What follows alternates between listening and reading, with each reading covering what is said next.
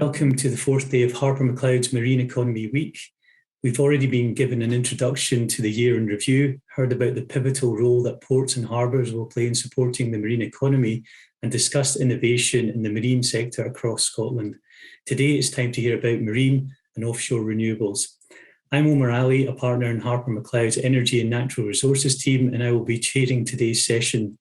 I'm delighted to be joined by William Black, who is the Deputy Director of Energy Strategy, Strategic Coordination and Energy Consents at the Scottish Government, Andy MacDonald, who is the Director of Offshore Wind Development and Operations at ORE Catapult, and Peter Ferguson, who is a partner in HM's planning team.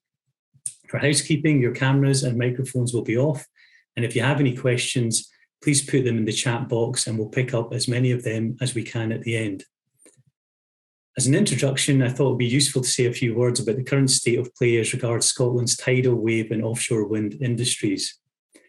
Scotland has long been a pioneer for tidal technology, with almost 50% of the world's installed tidal stream capacity in Scottish waters, and companies such as Cymec Atlantis Energy, Orbital Marine and Nova Innovation leading the way. If you're watching Monday's webinar, you would have heard about the world's most powerful tidal turbine developed by Orbital Marine with a capacity of 2 megawatts, which started grid-connected power generation at the European Marine Energy Centre in Orkney in July last year, and also about our funding work on that project. In November last year, the UK government, as part of the fourth allocation round of the Contracts for Difference scheme, provided that £20 million per year will be ring-fenced for tidal stream projects in Pot 2, and this will give Scotland's marine energy sector a chance to further develop their technology and lower their costs in a similar way to the offshore wind industry. Scotland has also been long at the forefront in developing wave energy technology and is home to one of the most advanced wave tank facilities in the world, based at the University of Edinburgh. The wave industry has struggled to get devices to full commercialisation. However, Wave Energy Scotland has continued to provide support to companies such as Inverness-based AWS Ocean Energy, which has commenced sea trials at EMEC as part of its testing for its wave energy converter, and Motion Energy is also testing its own device with funding secured from Wave Energy Scotland. Whilst wave technology is eligible to compete for the fourth round of the Contracts for Difference scheme, wave energy projects themselves are not currently developed to the point where they could apply for a contract for difference. However, new funding in the marine sector could help secure the future of marine energy and allow wave technology the time and resources required to develop. Turning to offshore wind, two of the largest offshore wind projects in the world, the Moray East project and the Seagreen project, are under construction. The results of ScotWind Leasing, which is the first round of offshore wind leasing in Scottish waters in a decade, were finally released in January this year, with 17 projects being awarded with a capacity of 25 gigawatts, which is more than double the capacity that was expected to be delivered. In April, Crown Estate Scotland confirmed that all bidders who were offered seabed leases in January had signed up option agreements, and the 17 projects will now commence development work. £700 million will be paid by the successful bidders in option fees and will be passed to the Scottish Government for public spending. Finally, on floating wind, the 50 megawatt Kincardine offshore wind farm, one of the world's largest floating wind farms to date, became fully operational in October last year. 60% of the ScotWind projects are to be floating wind, and this will make Scotland one of the largest markets in the world for this emerging technology. Floating wind has also been supported by the fourth allocation round of the Contracts for Difference scheme, where £24 million per year has been ring-fenced, and we'll be hearing more about the importance of floating wind in today's session. So hopefully that provides you with some background on where we are with the marine and offshore renewables, and I now welcome William. William, what do you see as the key factors in order to successfully deliver the ScotWind projects? Thank you, Omar. Yeah, I mean, a lot has been spoken about the opportunity, and you outlined some of the values associated with the ScotWind project that we've got in Scotland. We're delighted to have it as a good opportunity. And that 25 gigawatts will see us certainly be one of the leaders in European offshore wind going forward. But there's a lot to do in order to deliver it successfully, and it will be no kind of surprised that collaboration is at the heart of how we achieve this. So we need really everyone to play their role. So I'm going to talk a little bit about what we think we can do in government, and then kind of move on later on to speak perhaps more about some of the challenges associated with it. So let's turn our attention to the government and what can we do? I think the key for me is that we need to be set up correctly in order to enable these projects to develop at the pace they want to develop and the pace that we need them to develop in order to achieve our climate change targets, which are significantly more ambitious than any other areas in Europe. And in order to meet that 75% reduction in 2030 and net zero by 2045, we see Scotland playing a significant role in that. So how do we go about setting ourselves up correctly? We'll be aware the consenting regime will obviously flow through Marine Scotland, and that team has been busy over the last 9 to 12 months actually setting up the team in order to receive these applications, process them as quickly as possible, but also assess that they're the right projects for those areas and that they're developed correctly. This is about renewables in the right place, and that consenting authority in Marine Scotland will rigorously assess the applications when they come through them. Now, they're well versed in this, and the people that are in Marine Scotland have been, as you alluded to in your kind of opening, have been in and around the offshore wind sector for some years now, and we've got some significant developments already here in Scotland, and that's great.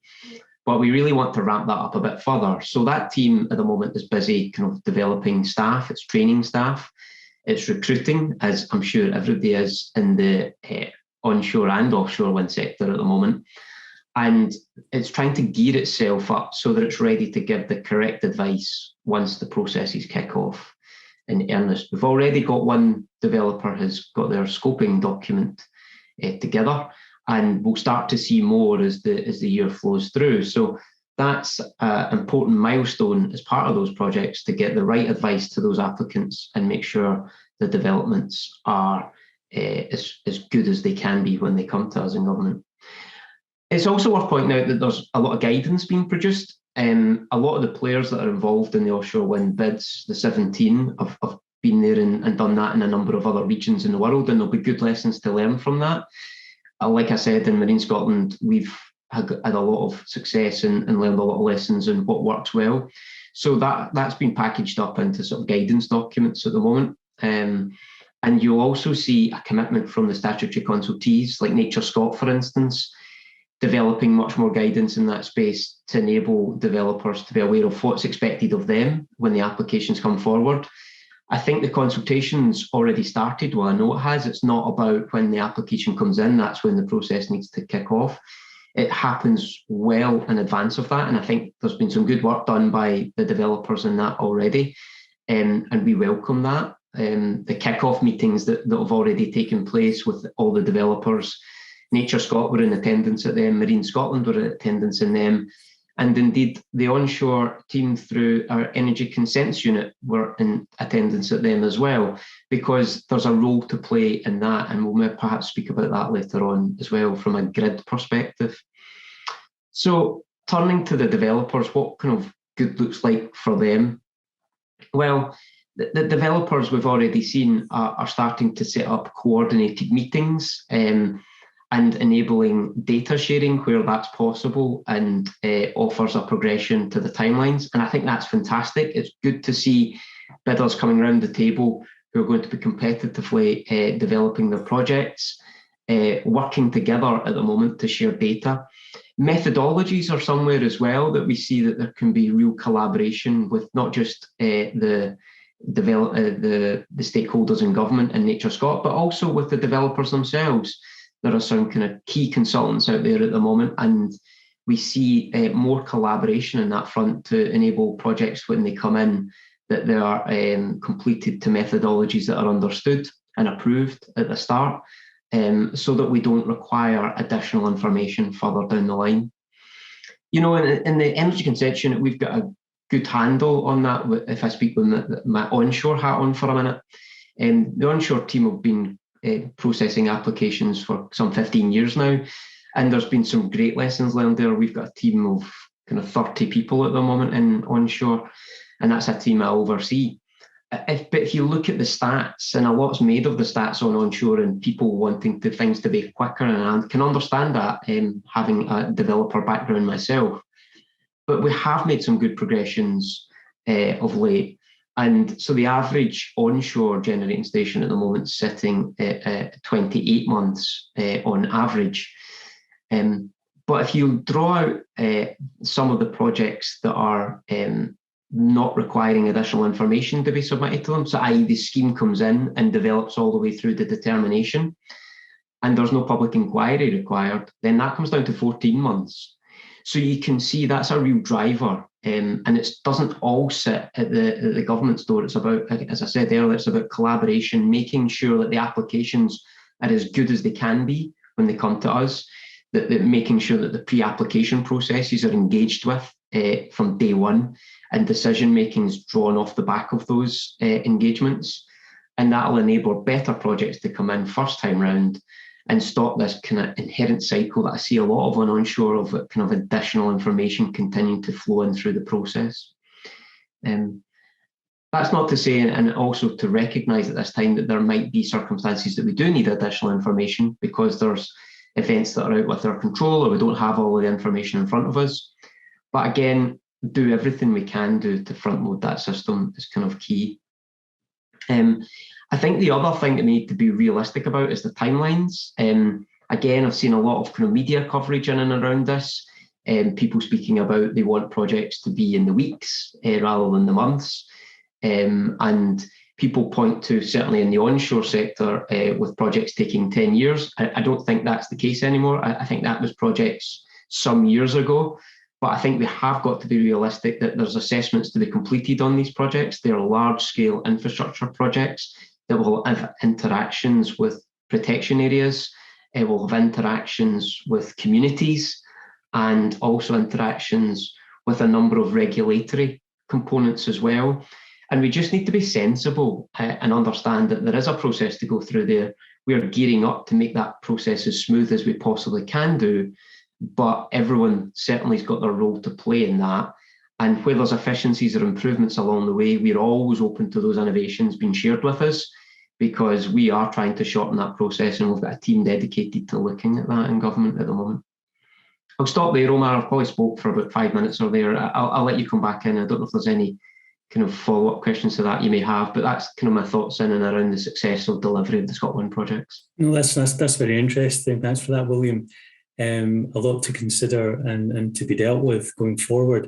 In your opinion, what will be the biggest challenge to ScotWind? Yeah, it's a good question. I'm sure everyone's got their own views as to what the biggest challenges will be. I'm sure the government's probably in that theme, so we'll maybe pick that up in a minute.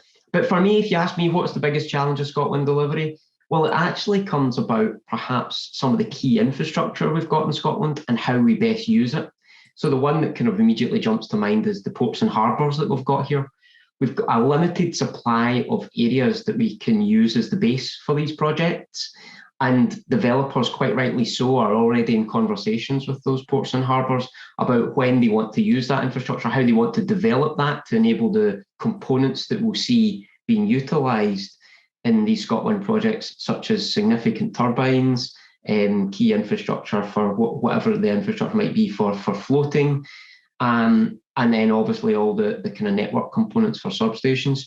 They require large areas for laydown, for timing and scheduling to take them to the locations that we need to deploy them in. And therefore, again, it goes back to our old trend of collaboration. If we kind of see developers securing exclusivity on those areas, and perhaps they don't have planning secured or grid secured or a route to market secured, but others in the queue do, then I think we do need to see kind of sensible approaches to that. I understand everybody's a commercial organisation and they will be looking to look after their own interests, as you would expect.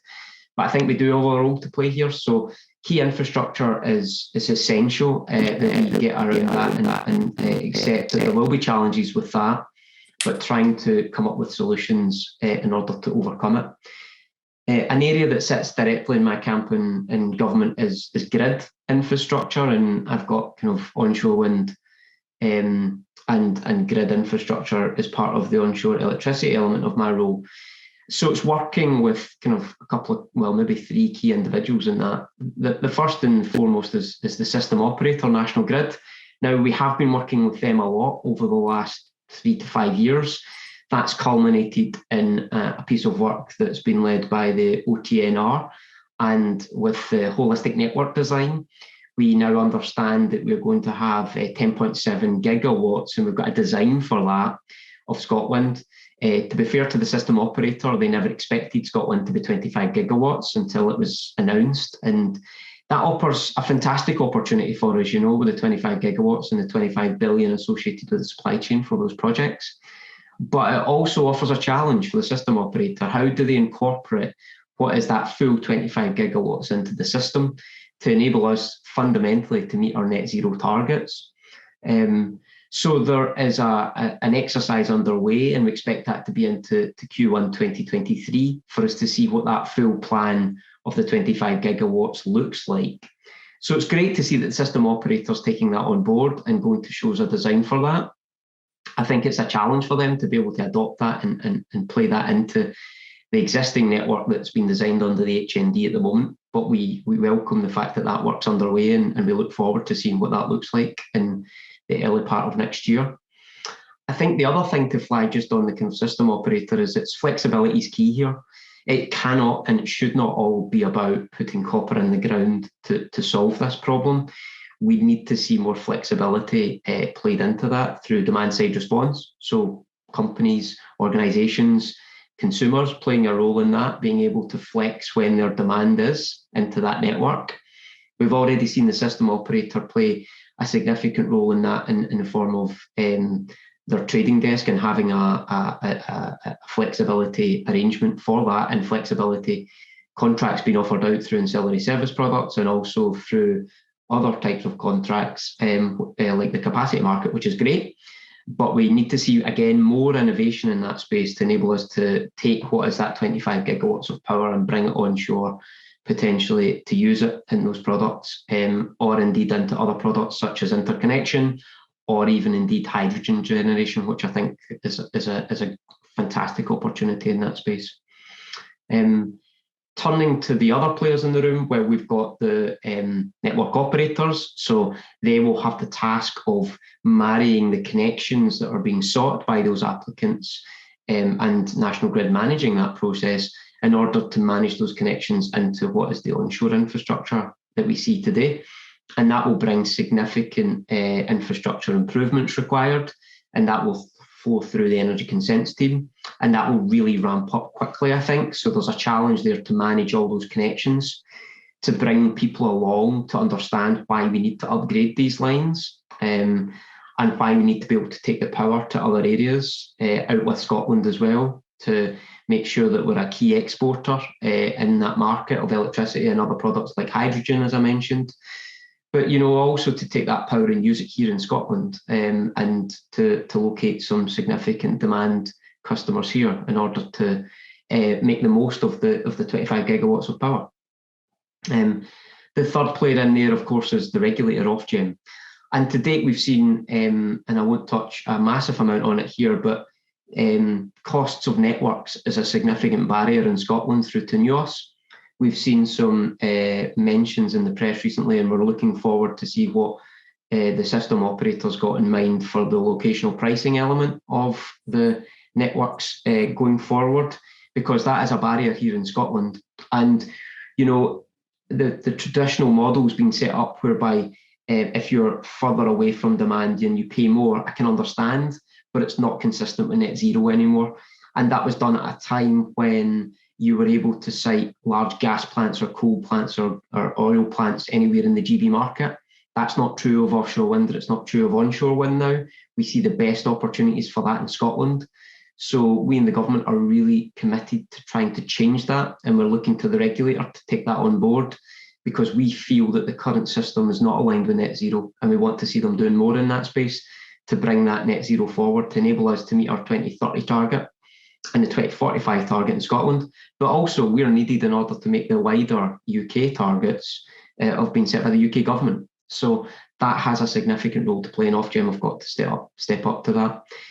The way we also see the infrastructure of networks funded at the moment, I think needs looked at, because again, that's something that we see as a barrier and a challenge that we're going to have to face. And if we want to take these projects forward in the timelines that we're speaking about, then that's something that needs looked at, because we cannot run the same system as we've run to date. And again, it's working with Ofgem in order to try and flex that system to enable those network operators to access the funding to deliver the infrastructure that's needed. The final aspect, because I'm conscious of time, Omar, is in and around the sort of environmental parameters that we've got here in the form of the habitat regulations. We're aware that these projects are going to have interfaces with the SPAs offshore, and obviously coming onshore, there'll be sensitivities associated with that, both from an environmental perspective, but also from a landscape perspective as well. And I think that's key, that we've got to consider that in a holistic view. Developers working together with governments and statutory consultees to come up with measures that perhaps act as in kind of more regional opportunities, rather than necessarily approaching it on a case-by-case project basis. Because if we do that, we'll formulate a big queue, and we might not be able to achieve the full 25 gigawatts that we're trying to achieve if we kind of look at this on a case-by-case basis. So I think a more holistic view is needed on that, and the challenge there is to how to bring the players into the room and make sure that everybody's acting in the best interest of Scotland rather than just their individual projects. Again, I'll stop there, Omar, and sort of bring you back, but those are the kind of key challenges for me as I see in Scotland at the moment. Well, that's great. That's great. Thanks, William.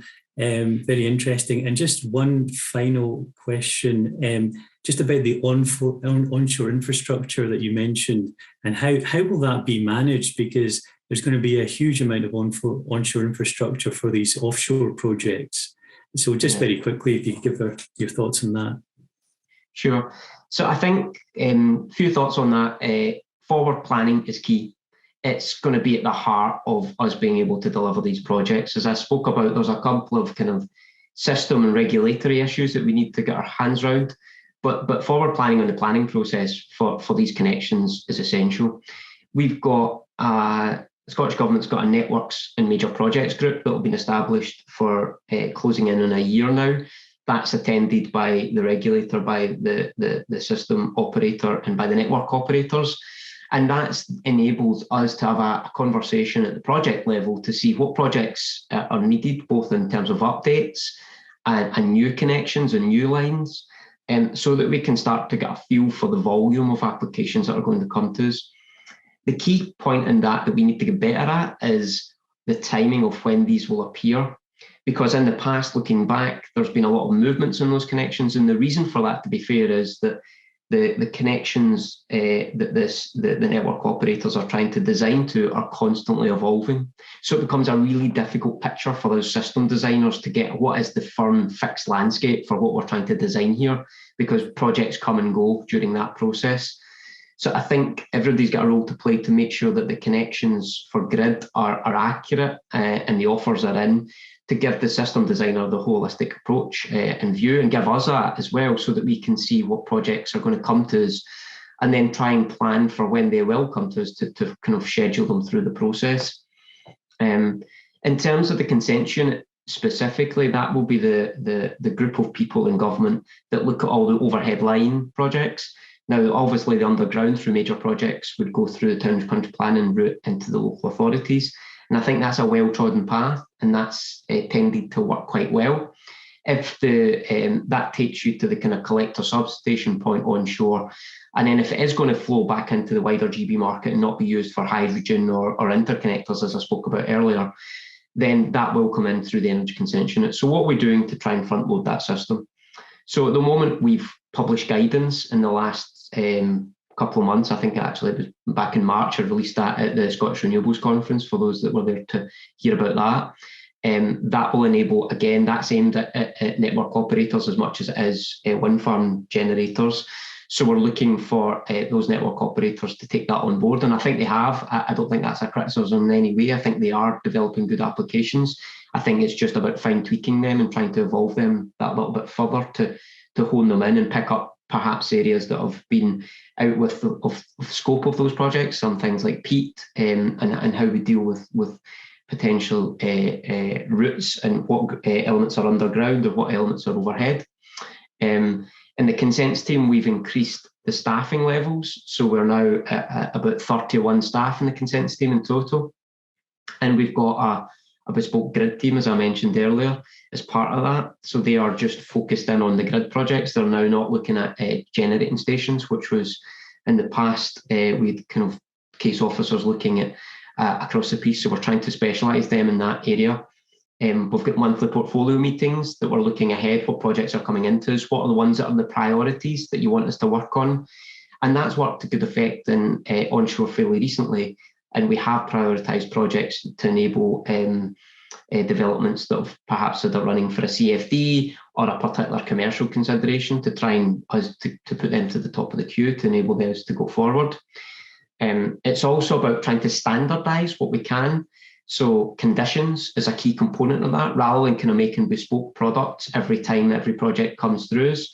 We're trying to standardise those conditions. There'll always be elements that we want to modify and tweak to fit the determination that we've got in front of us, and making sure we don't front load conditions for the sake of having conditions on.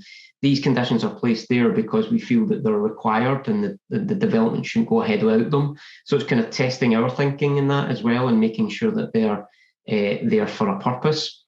I think better engagement as well is going to enable us to manage the project pipeline that little bit better, so that consultees understand what the project is in front of them, why a particular decision's been made on an overhead line as opposed to an underground component, so that everybody's aware of that, because there's choices to be made there and costs to consumers if we're going underground lines. So I think we just need to be clear on why we're doing certain lines and trying to balance that fine art of cost to the consumer versus sort of deliverability of the project, which is what the network operator is trying to achieve. And I don't think is often appreciated by everyone around the table. So I think we need to be better at explaining that. Well, that's great. That's great. Thanks, William, for that. I mean, ScotWind is an enormous opportunity, but there's obviously a lot of hurdles that need to be dealt with to get to 25 gigawatts of capacity of offshore wind. So thanks very much for that, William. Moving on to Andy. Andy, offshore wind cost reduction, net zero and energy security have resulted in increased deployment targets for offshore wind in the UK from 30 gigawatts to 40 gigawatts and now to 50 gigawatts by 2030. What are the implications for supply chain growth? Thanks so much. I mean, on the face of it, it's fantastic, isn't it? I mean, we're sitting here with a sector that's just growing and growing and growing, and you know, month by month, we're seeing targets moved up. So, you know, the overall position is hugely encouraging for the sector and for the supply chain.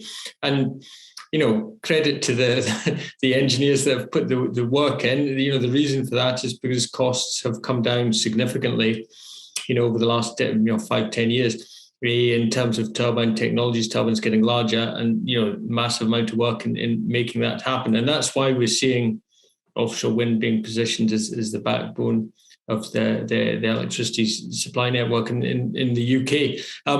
It's not without its challenges, and I think, you know, William's highlighted some of those from the consenting side, that it does create a huge opportunity. And supply chain always wants to see clarity around pipeline. And what we've seen is, you know, probably more pipeline certainty than any other sector to get, which is again great. The challenge that we have within the supply chain is that everything is still very much project by project rather than a sector-wide view. And what that means is that in terms of investment in supply chain, there's often isn't enough evidence of contracted orders in order to make that investment until it's too late. And that's really the biggest challenge that we're seeing from the supply chain, is that whilst we know that there's this massive workload coming, until the contracts are there, it's hard to pull together the investment to build into large facilities. So that, we're at kind of peak certainty in terms of pipeline, but at the same time, the system and the way it works around contracts for difference means that the decision point when things are locked down is actually quite late in the process. And one of the things that we need to discuss as a sector is how do we bring that forward? How do we encourage early engagement? And there's some really, really positive work that ScotWind's kicked off. And I think that the approach that a Scottish Government and Crown Estate Scotland has taken with the supply chain development statements is huge credit to them, because what it's forced the developers to do is to engage with supply chain early. And what we're seeing is that those early engagements are actually creating opportunities for companies to see where they could invest. So overall, it's very positive. I think we've always got this kind of 3 points to the supply chain growth. So you've got cost on one hand, and the aim of the CFD process to drive costs down through the auction process. You've got local content as the second part of that. There's always a tension between how much do you locally, how much do you drive costs down? Because for some things the UK is cheaper, for some things it's not, and there's always a tension and a balance there. I think what we've added in is a third factor, which is about pace of deployment, and that's driven primarily by net zero, and that's the bigger picture that we shouldn't lose sight of. But latterly, it's about energy security as well. So we've kind of got this double push to drive deployment. But what that means is, in terms of doing things faster, you don't necessarily have the confidence that the supply chain will have time to gear up in order to do that. And also in terms of the cost reduction, it might not have time to do the innovation in order to continue to drive costs down. So overall, we're in a fantastic place as a sector. It's really, really exciting, but not without that increased pace and volume is certainly not without its challenges. Okay, thanks. The latest UK targets include 5 gigawatts of floating wind. And as I mentioned earlier, 60% of ScotWind, which is 15 gigawatts, is floating wind. So why is floating wind important, and how do costs compare with fixed turbines? Yeah, so no, it's floating's a really important area, and my role at the Catapult, I look after our Floating Wind Centre of Excellence, and I look after the new Floating Wind Innovation Centre that we're setting up in Aberdeen. So we're really passionate about it, and we're putting the our best engineers into working in that area and supporting the sector. The reason it's important is that is kind of twofold, I guess. From a UK perspective, the UK is very lucky in that it has relatively shallow waters around it, which is why we've been able to lead the world in terms of deployment of offshore wind, because we have been able to put in fixed platforms in 20 meters, 30 meters, 40 meters of water depth. Many other countries don't have that, and actually will have to go straight to floating in terms of the depth of water that they're going to. So from a global perspective, floating is hugely important, and there's an opportunity for the UK in terms of leading the offshore wind sector, in terms of taking advantage of opportunities for taking that technology globally. The other side is a practical one, and it's just about the amount of seabed that we have around the UK. It's quite a crowded space out there. It's becoming more so, and even the plans around the spatial planning around ScotWind highlighted.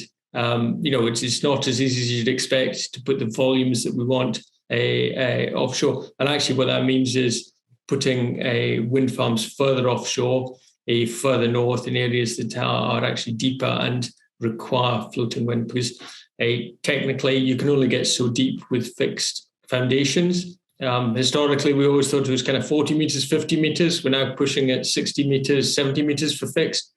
But beyond that, you'll start to increase the costs and the steel that goes into the substructures, and therefore floating starts to become more cost effective. In terms of costs, floating is more expensive than a fixed at the moment, and will probably continue to be so probably right until 2030, early 2030s. And even then, there's probably going to be a slight differential where floating will be more expensive. But it's definitely going in the right direction. And when you look at the international market, where there aren't sites for fixed, floating is absolutely the solution that we need to be pursuing. Okay, thanks for that. And what are the technological challenges that need to be addressed for floating wind to succeed? And is Scotland in a good position to address them?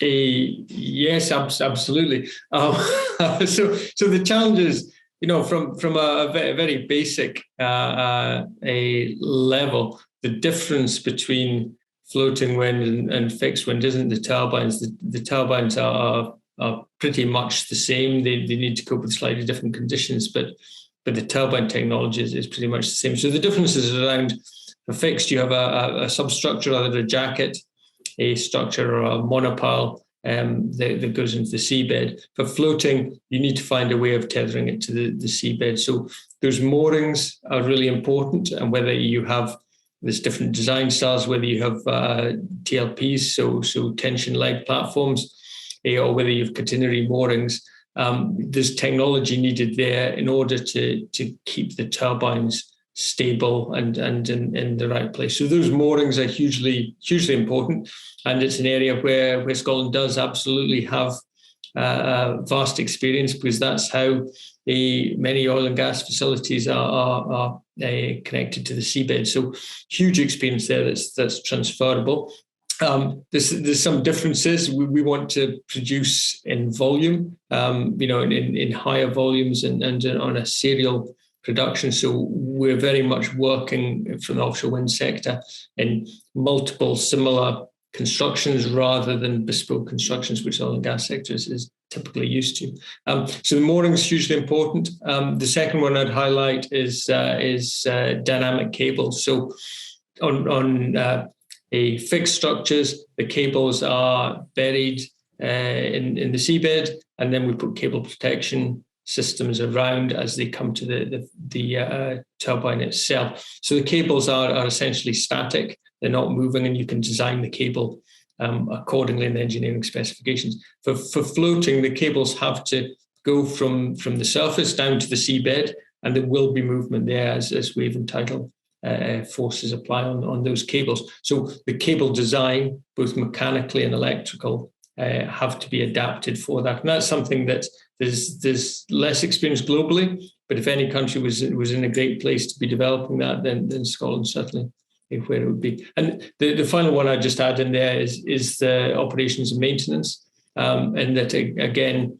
in shallower seabeds where we've got fixed structures, you can put jack-up vessels next to them to do large component changeovers. So you can put a vessel out, jack it up, you've got a stable platform, you can use heavy lift cranes to replace components. With floating platforms, you can't put a jack up next to it, so you need to look at either using semi-subs with heavy lift, or are you towing the turbines back into port. And that comes back to William's point about having the infrastructure in place, not just for manufacturing and assembly, but also for O&M as well. And these are large structures, it could be 80, 100 meters across.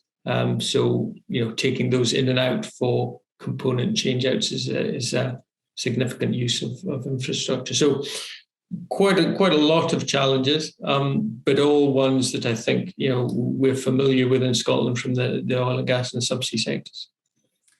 Well, that's great, and thanks very much for that, Andy. And it seems like there is this great opportunity if we can work out the supply chain and the technological challenges for floating wind to really flourish, not just in Scotland but worldwide as well. So moving on, I'll pass over to Peter to provide an overview of the planning and licensing regimes for offshore wind, wave and tidal projects. Peter, over to you. Thanks, Mark. I will try to share my screen to bring up some PowerPoint slides, which will hopefully spare us having to go through some of the background detail. Just bear with me.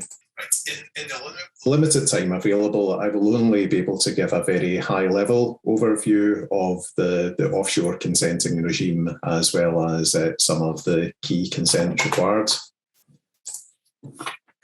Now, different consents are required for different areas of the sea, effectively. So I think it's worth looking very quickly at the four main definitions. So the first is the local planning authority area. The planning authority's jurisdiction extends to land and inland waters. And this extends to the mean low water springs, which has a rather technical definition, but effectively it's as far as the tide goes out. I'm sure purists would disagree with that, but for practical purposes, that's the local planning authority area. There is then the so-called intertidal zone, and that covers the area between the high water springs, i.e. high tide and low tide.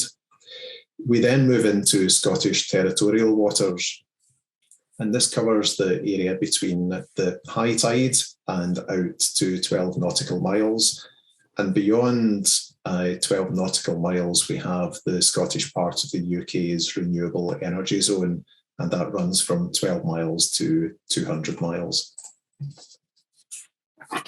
Now, if I start by dealing with the onshore infrastructure, some of which was mentioned in the earlier discussion, onshore infrastructure is dealt with under can be dealt with under the regular planning system, or can be dealt with as part of the Section 36 consent, which I will come on to. As I mentioned before, the jurisdiction of the planning authority extends to low tide, with the one exception of fish farming, which doesn't really concern us for these purposes. Now, the most obvious elements of onshore infrastructure would be the electricity substation and the cable running from the substation to low tide. This infrastructure can be dealt with either by way of a regular planning application to the local planning authority, or when the Section 36 consent is being applied for, the developer can apply for a so-called direction that planning permission be deemed to be granted as part of the Section 36. So that there are options there for the developer. And I just briefly mentioned that there is a overlap of responsibilities between local planning authority and Marine Scotland for the intertidal zone. Now, moving on to the offshore consents, the main, or one of the two main consents, is Section 36 consent required under the Electricity Act. This is a regulatory consent which is required for the construction and operation of all generating stations. It applies onshore and offshore and to all technologies. For offshore, there is a difference between the Scottish territorial waters, where the threshold for Section 36 consent is 1 megawatt. So anything above, any technology above 1 megawatts, which will apply to virtually everything, requires a Section 36 consent.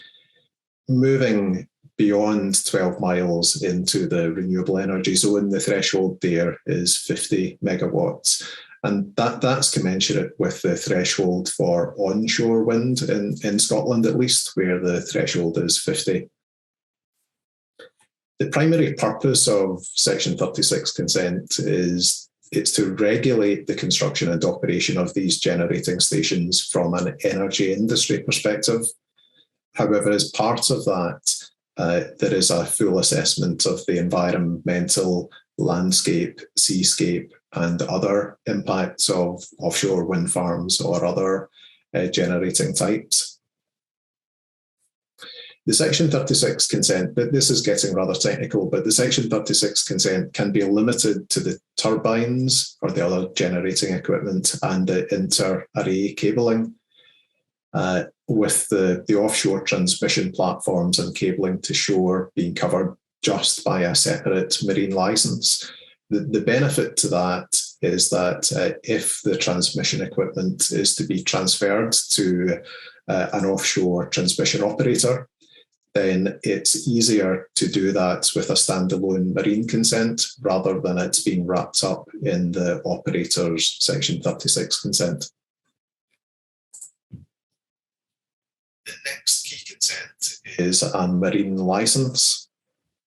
And I should have mentioned that the competent authority for Section 36 consent is the Scottish Ministers, and that is also the case for a marine licence. Technically, there is a distinction between the 12-mile zone and the 200-mile zone. They are governed by separate pieces of legislation, and this reflects that for the renewable energy zone, 12 to 200 miles, that area isn't fully devolved to Scotland.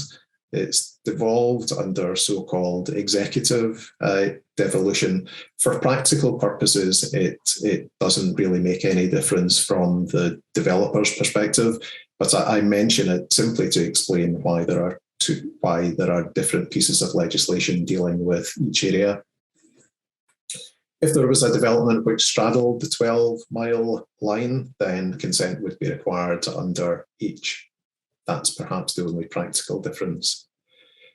Marine licenses are required not just for energy developments, but for all manner of activity which takes place in the sea. There's a very significant overlap between the assessment of impact between the marine licence and Section 36 consent side of things. And I mentioned before the potential for a separate licence dealing with the transmission infrastructure. The key considerations when those two Section 36 and licences are being considered are, and I will only touch on these briefly, we have Scotland's National Marine Plan, which is a framework for managing all developments, activities and interests affecting the marine area. And the plan sets out high-level objectives, general policies and sectoral policies.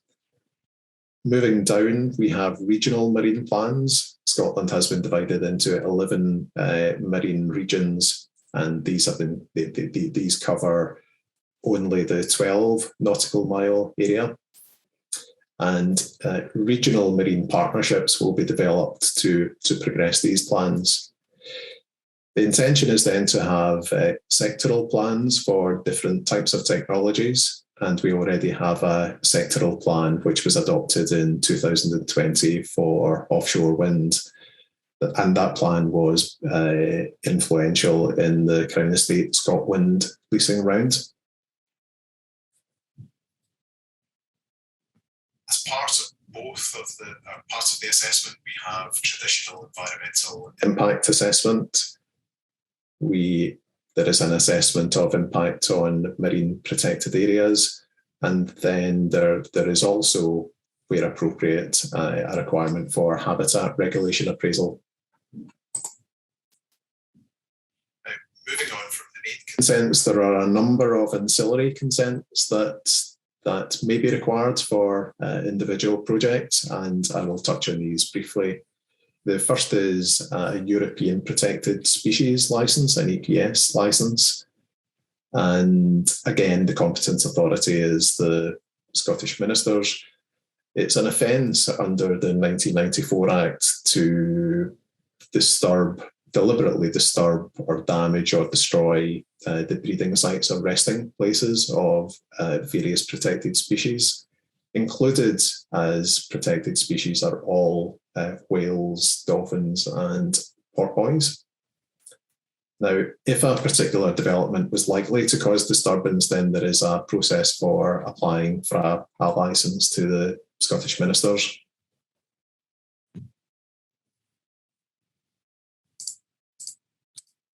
Similarly,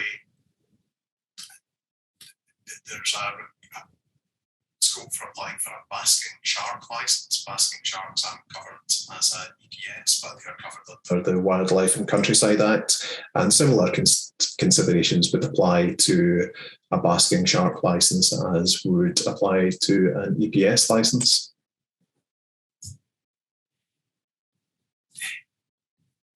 during the construction, particularly of offshore infrastructure, but perhaps also during operational periods and the repair and maintenance periods, there may well be safety issues, safety concerns, and developers can apply to the Scottish ministers, or the ministers can do this on their own initiative.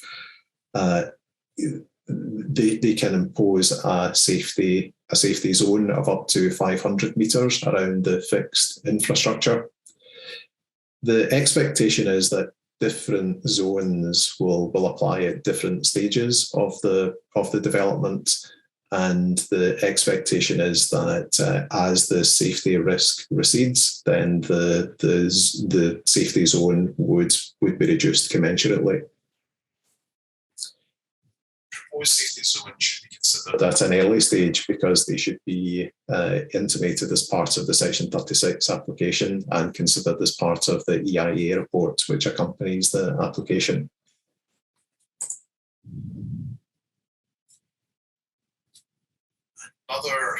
Another consideration is existing public rights of navigation, which would be impacted by development. There's a process where the developer can apply to the ministers to either permanently extinguish or suspend those rights. And again, an application for this must be made as part of the Section 36 consent.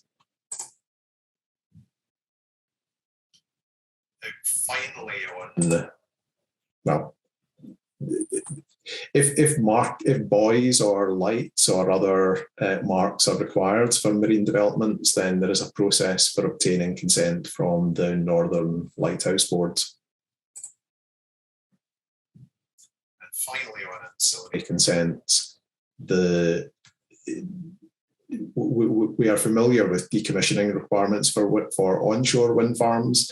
There is a similar but different regime for decommissioning of offshore, and I've provided some of the details here. The ministers can serve, through Marine Scotland, can serve a notice requiring the preparation of a decommissioning programme, and it's an offence for developers not to comply with that plan. There is likely to be a requirement for financial security to ensure decommissioning in the event of insolvency or some other failure of the developer. And the amounts involved could be substantial, reflecting the engineering task which would be involved.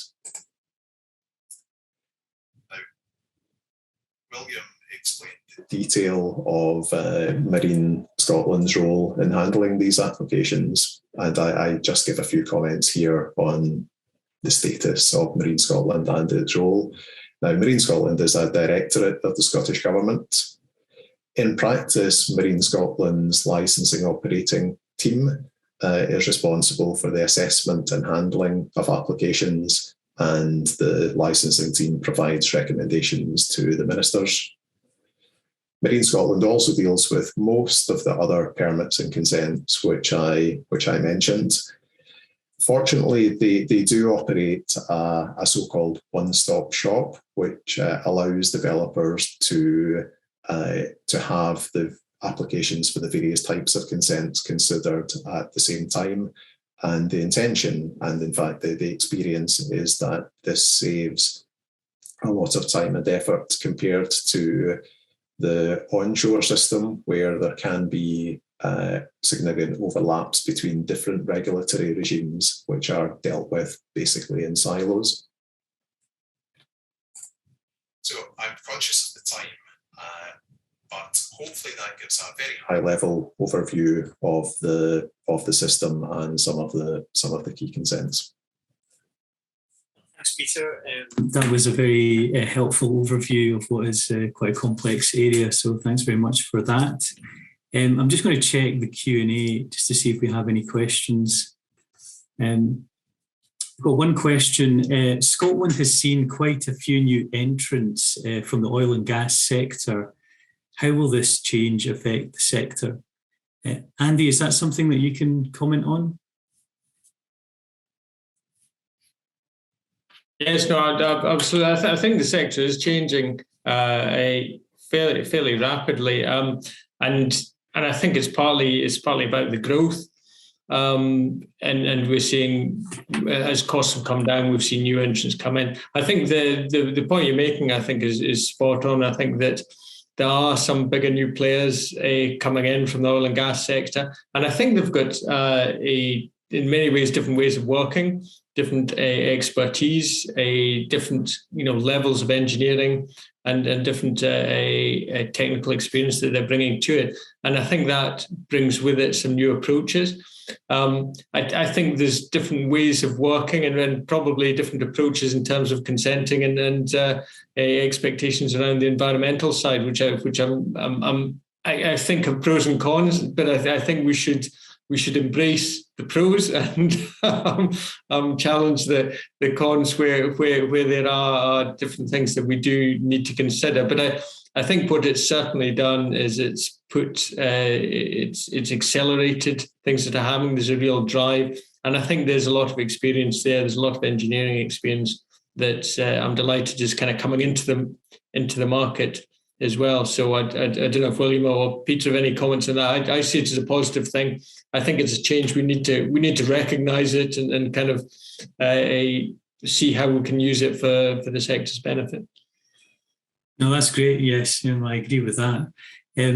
So we're approaching the end of the webinar, and that's really all the time we have on today's session. And I'd like to thank William, Andy and Peter for the contributions, and I hope you all got something out of it. I'd also like to thank Chiara McShane and HM's marketing team for all her work in the production of this webinar. Tomorrow is the last day of Marine Economy Week, and we'll focus on people and skills. And you can still sign up to that webinar on the event page of the HM website. Thanks very much and goodbye.